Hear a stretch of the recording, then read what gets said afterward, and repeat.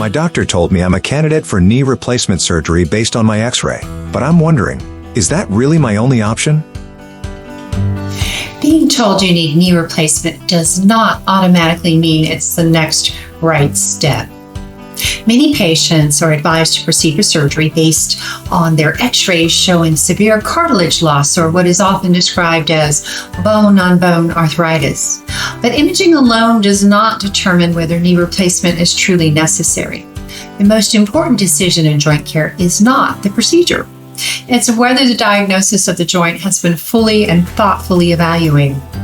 There are 3 situations where a deeper evaluation may be worthwhile before committing to surgery.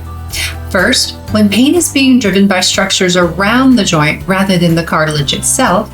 Second, when the knee still has good mechanical stability and functional alignment. And third, when carefully selected joint-preserving treatments may still support the environment of the joint. The goal is not to avoid surgery at all costs. The goal is to make the strongest decision based on complete understanding of the joint.